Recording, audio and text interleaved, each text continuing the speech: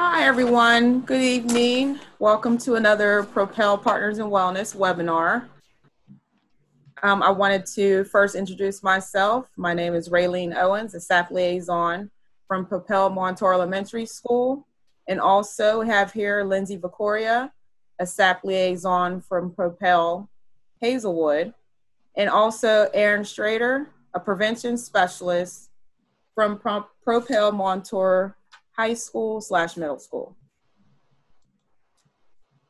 Tonight's webinar, we're going to talk about some services that PPIW is offering virtually to all of our scholars, and to let them all know that we are still here for them in this time of need, of uncertainty, and things that have been pushed upon them so unroutinely. So we're going to talk about first PPIW services, what that looks like and what that has to offer.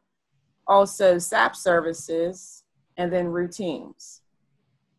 And I just wanted to also iterate that this PPIW webinar is directed to give some guidance and reassurance for our Propel families during this time of uncertainty regarding the service that can and still will be available for PPIW and the Student Assistance Program, which I'll be referring to as SAP, virtually.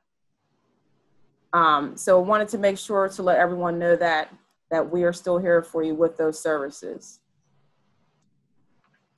So I'm going to go ahead to Lindsay, and she's going to talk about the phases that we have while we are still educating our scholars virtually.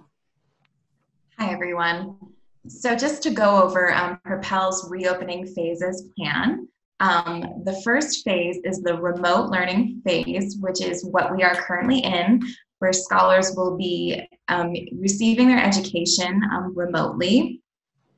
The next phase would be the hybrid phase, and that phase will look like in-person or 100% remote.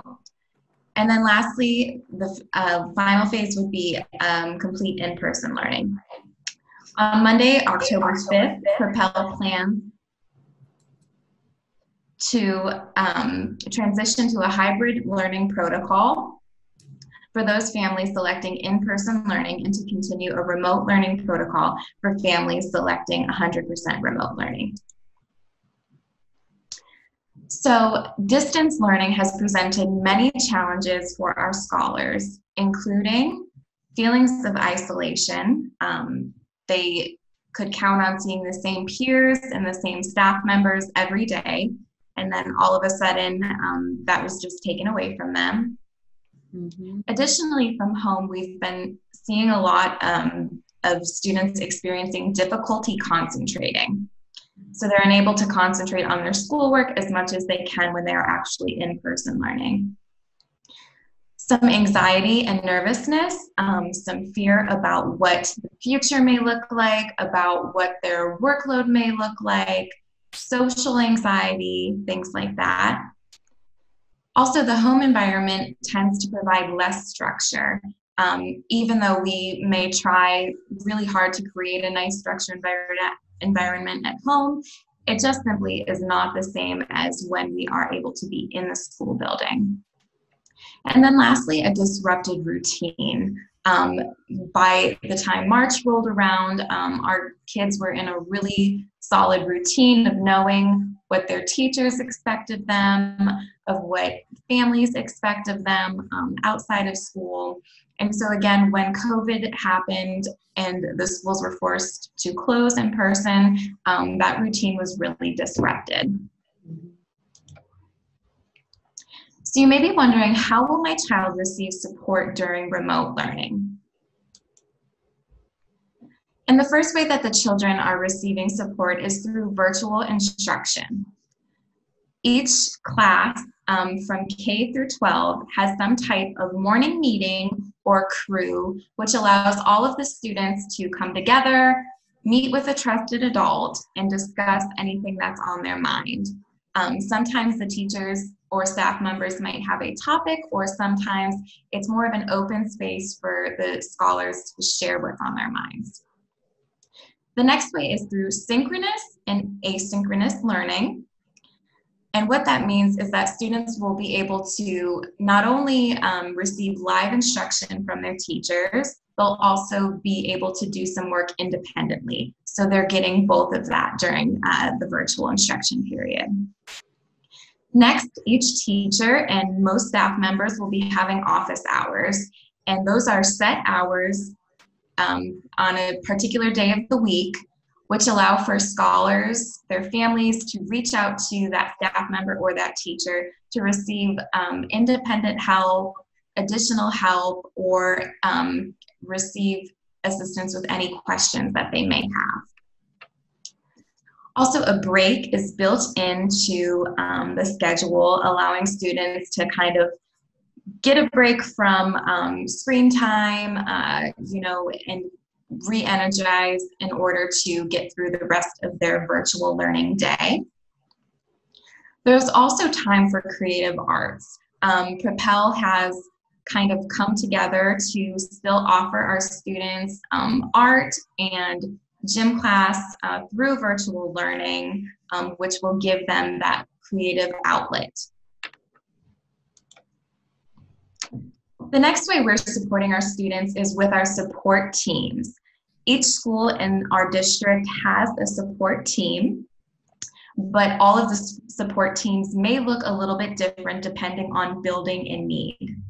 So the members of the support team are the school counselor, the scholar support specialist, the prevention specialist, the student assistance program liaison, and then at Northside, Hazelwood, and Homestead, there's also the roles of wellness site coordinator and community liaison. So that is who makes up the support team. And that support team meets on a regular basis, discusses certain scholars and family situations, and it brainstorms ways that they can be of assistance, as well as consulting with staff and teachers in the building. The next way we support our scholars is through having Google Classrooms. And the Google Classroom is updated by partners and wellness staff, and it covers a different social or emotional topic. So as you can see on the right, I screenshotted a post that I made on World Book Day for the students, where I gave a little bit of information about why reading is so beneficial to their social and emotional and mental health. And then I went on to provide some resources at the bottom. One was students were able to create their own story. One was a link for them to borrow free ebooks from the Carnegie Library. And then the other link provided a little bit more information about World Book Day if they were interested. And posts like this allowed us to really engage with the students. This one in particular caused a lot of students to kind of engage and tell us maybe what they were reading, or if they weren't reading, we might have a conversation like, what would you be interested in reading? How can I help you with that? And what would that look like given that we are experiencing virtual learning? And then the other two are examples of other posts that I had in our Hazelwood Google Classroom, which is sleep tracker, because we did talk about sleep one week and why sleep is so important for your mental health. And then also that self-care menu, which we shared with our scholars, and where we really encourage them to make sure they're taking care of themselves. Even though we're all stuck in the house and we are doing virtual learning, taking care of your mental health is still so important. And the last piece is through, not the last piece, but another piece is through family engagement. And one way we do that is through follow-up phone calls and text messages to family members. And that can be about something really simple, or it could be about a concern that we bring to the table that we as a Propel staff may be able to assist with. The next way is to have contact via Google Sites, which we will go into a little bit later. This is just a simple screenshot of what that looks like, but we will kind of go through that a little bit later so that you can see all that new resource has in it, and we are really excited to share that out with our Propel families. And then lastly, through the Wellness Center. Again, the Wellness Center currently serves Northside, Hazelwood, and Homestead, but their events are open to all families in the community, and they offer a lot of awesome programs that engage our families, provide our families with resources and community connections.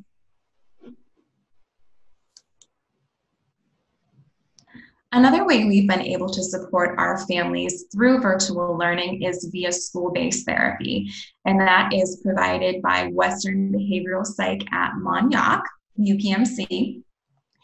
And a referral for a student can be made either by the staff liaison at the building, or the parent is also able to call the intake line directly themselves, and that is the number listed there. If you should need the number at a later time, any UPMC employee would be happy to assist you with that.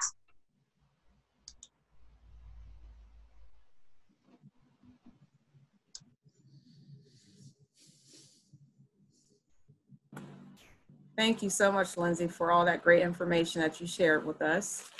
So now I'm going to give you some information on how parents may be thinking of PPIW services. How will those be provided virtually to my child?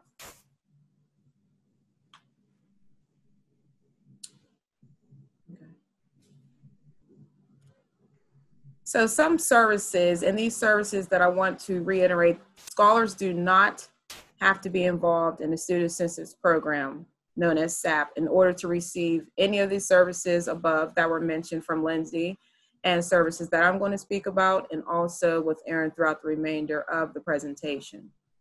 So let's take a look at some of these services. One of them is introduced and called the Lunch Bunch. This PPIW service is provided to scholars by PPIW staff members to assist scholars with building and maintaining appropriate social skills with other scholars.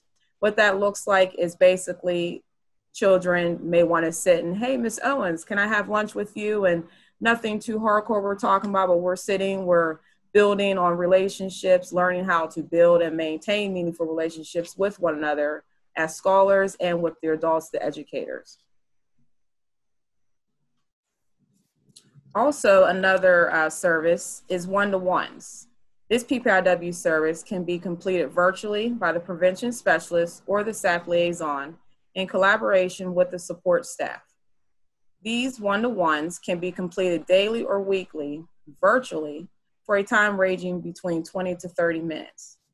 One-to-ones are meant to be a personal gauge of barriers to learning for the scholar, and to also give acknowledgement for the scholar's achievements and successes towards achieving those goals, and to continue to encourage the child to continue to strive for as best as they be, to keep growing and growing. And that's all provided by the PPIW staff member. Another service offered by PPIW is classroom lessons. These lessons, the way they look, are geared towards social and emotional lessons with engagement provided to all scholars.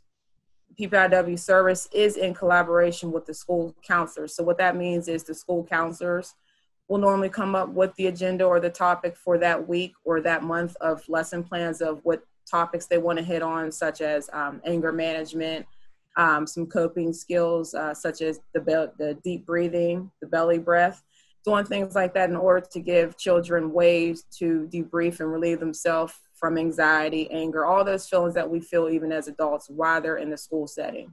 These can still and also will be provided virtually. So I wanted to say too, moving on before we go into the referrals for SAP services. So if you feel that your child needs additional social or emotional supports during the virtual learning process, you as a parent, guardian, an educator, an administrator, another scholar, or your scholar themselves can be referred to SAP virtually to have further assistance.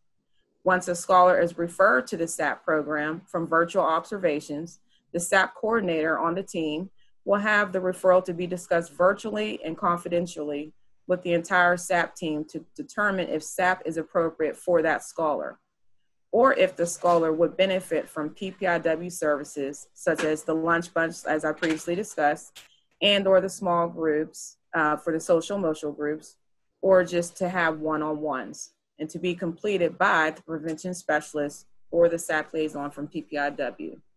And this is a flyer that's showing that we hand out from UPMC, the flow chart of the process of SAP.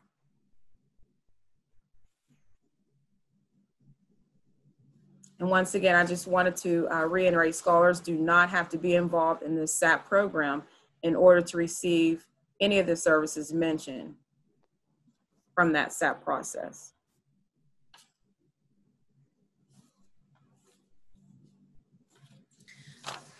Thank you, Ms. Owens.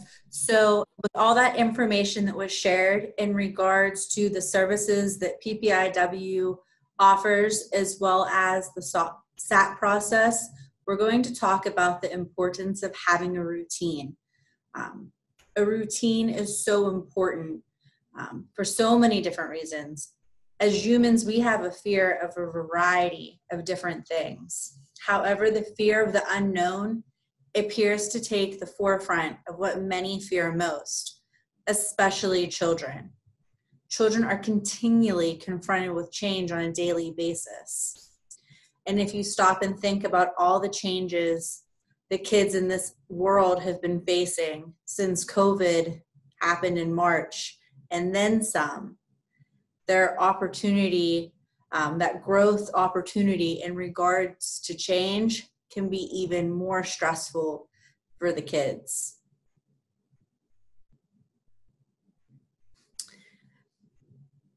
Children handle change better if it's expected and occurs in the context of a familiar routine, just like adults. Adults handle change better if they know that change is coming. So children work in that same fashion. Some benefits of having a routine may be that it eliminates the power struggles. And maybe right now you're watching this and you're thinking to yourself, I don't know what I'm going to do on Monday to get my child to get out of bed. They struggle to go to bed at a decent hour now. I struggle to get them to turn off the Fortnite. I struggle to get them to turn off the YouTube. So having a routine can eliminate the power struggles that we are all facing on a daily basis as parents in regards to electronics. Routines can help kids cooperate and help kids learn to take charge of their own activities. So when kids have that routine and they're taking charge of their activities, they're learning to become more responsible every day, and things start to become a regular habit for them, to where it does eliminate that power struggle. And kids don't have to, it doesn't have to be oh, my child's cooperating. Your child is already doing the expectation that you've set forth for them. And kids learn the concept of looking forward to things that they enjoy. Routines help kids get on a schedule. So if kids know what's going to happen from the time they wake up to the time they go to bed, everything flows much smoother. And when you have a routine, whether it be a parent, a guardian, grandparent, aunt, uncle, whoever it may be that is raising that scholar, it'll help build in those connection moments. And right now, especially right now during this pandemic, it's more important than ever to have those moments built in, those connection moments, because we all know the social and emotional pieces, they mold us.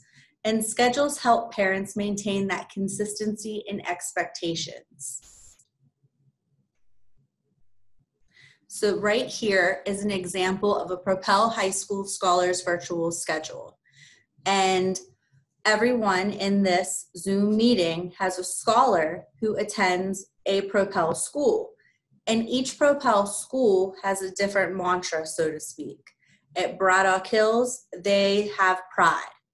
At Montour campuses, they celebrate EPIC, whether it be EPIC tickets, EPIC games, and the principles of EPIC are effort, prepared, integrity, and compassion. So anytime a classroom lesson is being taught, EPIC principles are expressed throughout the learning targets. And with those principles, it assists students in learning routine, as well as having that high expectation for themselves that can assist them. So in regards to this virtual schedule, 7:15 to 7:45, wake up, eat breakfast, prepare to log into class. Think about how different 7:15 in the morning to 7:45 in the morning, how different that will look on a Monday morning for scholars who are starting high school, as opposed to last school year whenever COVID occurred. Very different. So it's important to have that routine and that schedule set in place so that everything can flow. 7:45, as Ms. Vicoria had talked earlier about the morning meetings. So this is high school. So in middle school and high school, you're going to have crew. So the first class in the high school is crew, and then it flows to period 2, then break, another period, lunch, break. And you see that there's 2 breaks throughout the course of that day, because when you're starting out, you need a small break because you don't want to become overwhelmed. So when you're starting the routines, you have to stop and think, what is going to work best for you? And you can see in this schedule right here that leadership at the Propel High Schools really took a great deal of time to make sure that these scholars got the best schedule that's going to benefit them going back into this virtual world right now until we're back home for good. This next schedule, this is an example from Montour Middle and Montour High School Google Classroom during COVID. And it was an example of a daily schedule. You can see that the time starts at 9 a.m. There's academic time, exercise time, chores, lunch, exercise. This is something that anyone can do. Routines, schedules can even be great on a weekend. So for some people who maybe they have children playing flag football, and flag football is on Sunday, and there's church or there's cleaning, whatever your home dynamic looks like, because every household is different. So every household's routines look different, right?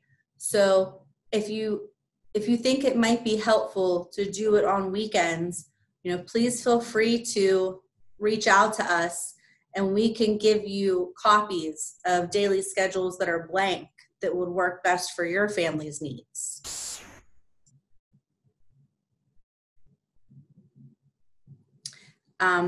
The next part we're going to show is something super exciting that Ms. Vicoria talked about a little bit earlier as well, and this is something new for PPIW, and it is the Support Staff Google site. And this site offers information that is filled with great, it's just going to feed you well for what you need. So at the top it says supports. So right here, this is a Propel middle and high school support site. So if you need the student assistance program, if the middle school counselor, the high school counselor, PPIW, it gives you our information so that you can contact us one-on-one. And it works the same way for all the other Propel schools as well. Because at the end of the day, our goal is to help the kids, help families. And we are all a team.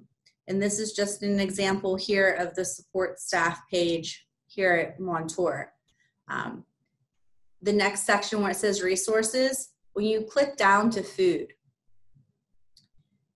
it gives you some resources to where you can locate food, whether it be Fresh Express from the Greater Pittsburgh Community Food Bank to a food pantry locator and the green grocer, which the green grocer, as it says, is for mobile farmers that will give you the fresh foods. Also on resources, I feel as though since COVID occurred, it has changed everything in terms of the grief process. And there is no more going into a funeral home to say goodbye to your loved one. You are driving through in a vehicle.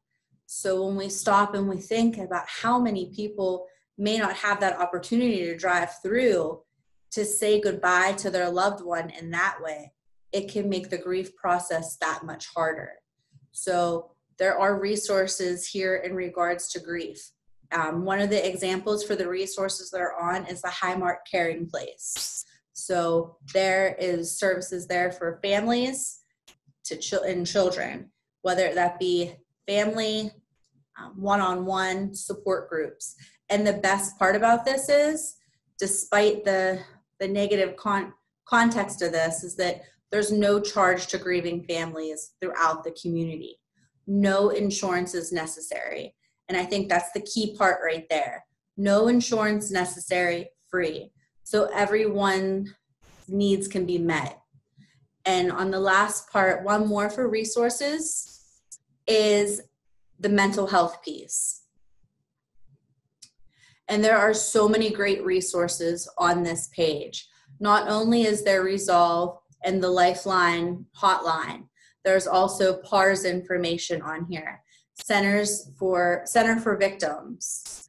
And once again, if there's anything that you need, if this is not enough, whenever we go to the next part, there is a one-stop shop of a doc that has been created on the support staff webpage. And it's a list of all the resources as one. So if there's anything though, however, that is not on here and you say, hey, you know what? That's a really great resource that Propel PPIW put out there. But I know of one more that might help other people too. Please feel free so we can share that wealth with each other so that everybody can get these great resources that are put out there. And we thank you so much for taking the time to listen to those resources and hope you check out those Google sites.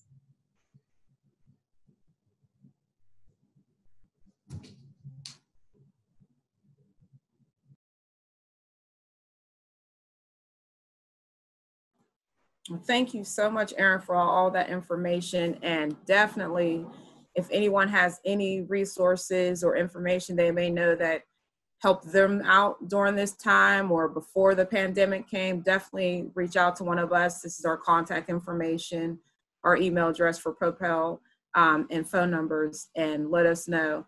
Or if you need assistance with anything, regardless if it's something we talked about here during this presentation, or just want to introduce yourself or have something else that you want to talk to us about, please feel free to contact us. We are available and we are here to serve our scholars and definitely our families. And I wanted to reiterate too the importance that Lindsay was talking about previously, the family engagement. In order for all of us to get through this together and to get our scholars through this, we have to work as one unit, one team. We too know it is hard.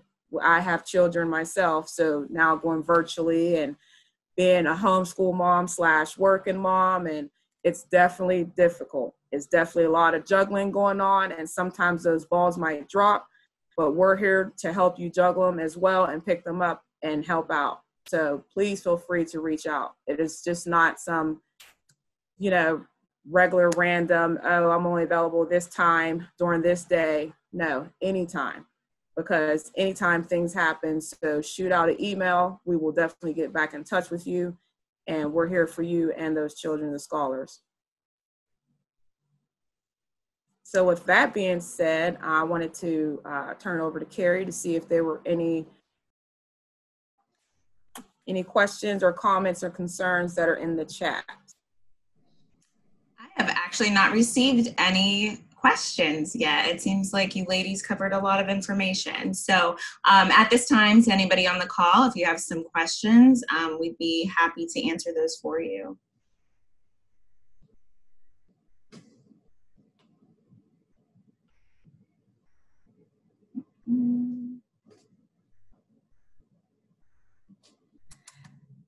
While people are waiting to fill in their questions that they're eagerly getting ready to put into the chat box, I just wanted to add one thing too, in regards to routines and school starting on Monday and things like that. Not only can you reach out to us, but make sure to know that you can reach out to the whole. You know, you reach out to the teachers, reach out to us as well. And if something's not working, if your student's having trouble becoming engaged in class or whatnot, we can help with that too. You know, we're here. So keep that in mind too. You know, maybe they're great with the routine, but they just don't seem engaged because it's virtual learning, and they were really upset that they couldn't go back. And everything with COVID, it's stressful for children. Don't hesitate to ask about stuff like that too. We have resources there as well. One question is, how do I find out who the PPIW staff people are in my child's building?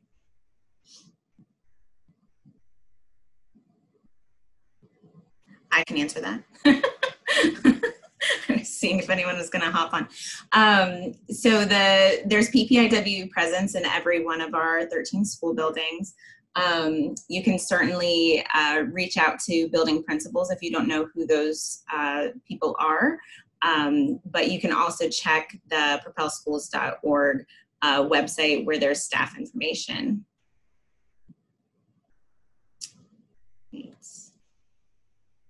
And then a similar question was about the Google sites. Someone was asking, how do I find out where the Google sites are? So those are all being finalized as we speak, with school starting on Monday. So a lot of the communications may be coming out through principals via Connect 5 over the next week or two, where there will be a link to the site specific to your child's school. So just be on the lookout for that. Another question here. Any tips for what a parent can do at home to assist with their child's mental health on their own? So Lindsay, Erin, or Raylene, would you like to take that question? Take that question. I think the biggest thing is really taking note of any behavioral changes and making sure that that dialogue is really open with your child, asking them, and it's best to do that in an open-ended way rather than, was your day good? Yeah, or no. Really asking, like, how did things go today? And then giving them an opportunity to explain and not being afraid to ask more questions and really listening to what they're saying in order to really see what's going on so that you're in the loop, because it's really easy to kind of be disconnected in this kind of virtual world where we're all together in our houses all the time, but somehow we're all doing, you know, different things. Yes, very good. A way to rephrase a question to make it open-ended would be starting a sentence with, like, tell me something that made you laugh today. Tell me, you know, this, that, or the other. And that way they can't just answer, yeah, no, I don't know. Okay. Yeah, I also wanted to add on to that for the open questions too, those W's, the what, when's, who, to get some dialogue going on. Also to know our children are very smart. They pay attention to us. They watch our movements, our little tics that are going on with us. And to be honest, because they can see and tell when it's not genuine, and, you know, we're just trying to sugarcoat things for them to protect our children as much as we want to, but it's best to be honest and to have that open dialogue.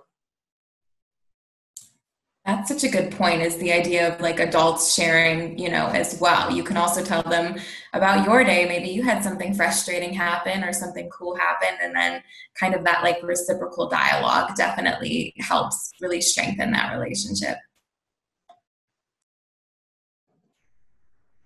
Okay, great. So I don't see any other questions coming through. So I just wanted to take a moment to thank the three of you, Ms. Owens, Ms. Strader, Ms. Vicoria, for presenting this webinar this evening. Propel's very lucky to have you ladies, and we appreciate you sharing this important information this evening. Oh, I do have one more question. Hold on here. In reference to a routine, what tips do you have to get older kids to get in the habit of a routine if I'm not there to monitor them? It's a great question. Anyone want to take that one real quick? In regards to older kids, I hate to say this, but start to space things out. Maybe shut the Wi-Fi off at a certain time at night so that way they can have a good night's sleep. Turn the Wi-Fi on whenever they're going to start school in the morning, because the Wi-Fi will obviously need to be on for them to start their school day. If the Wi-Fi is not on at night, they can be well rested to start their day. And maybe try to start things early. You know, it's not going to come easy to everyone in regards to this routine. So just keep doing things with them step by step. Have them exercise to, you know, they could get tired that way so they can get that good night's sleep. I really am a firm believer that a good night's sleep can help kids be motivated, and make sure that there's breakfast for them. You know, breakfast and a great night's sleep. Thank you, Ms. Strader. Okay, I think that's it. So on behalf of all of the teams at Propel Schools, thank you to everyone who attended the webinar this evening. If you have any questions or concerns, you can reach out directly to us via email. It's propelpartnersinwellness@propelschools.org. And we hope to see you all next time. Have a great evening. Thank you.